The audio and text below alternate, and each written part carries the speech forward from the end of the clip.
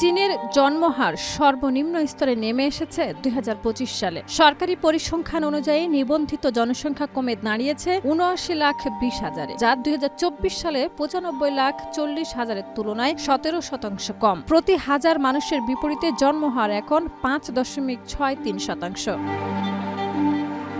এই সংকটের ফলে চীনের মোট জনসংখ্যা কমে ১৪০,৫০,০০,০০০-এ দাঁড়িয়েছে। মৃত্যু সংখ্যা বেড়ে ১,১৩,১০,০০০, যা ১৯৬৮ সালের পর সর্বোচ্চ। জনসংখ্যা কমার ফলে দেশটির বয়স ভিত্তিক গঠন দ্রুত বয়স্ক হচ্ছে। বর্তমানে ৬০ বছরের বেশি বয়সীদের সংখ্যা মোট জনসংখ্যার ২৩%।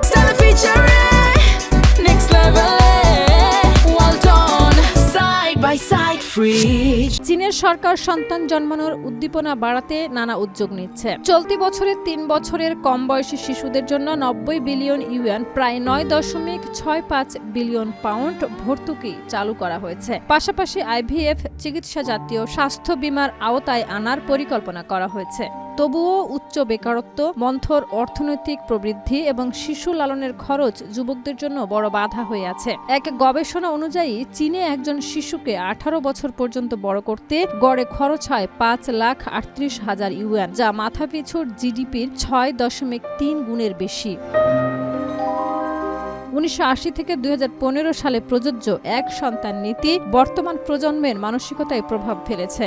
এখন অনেকেই ছোট পরিবারকেই স্বাভাবিক মনে করেন। সেই সঙ্গে সন্তান ধারণের বয়সী মানুষের সংখ্যা কমছে। ফলে জনসংখ্যার সংকোচন ও বয়স্ক মানুষের অনুপাত বাড়ার সমস্যা তীব্র হচ্ছে।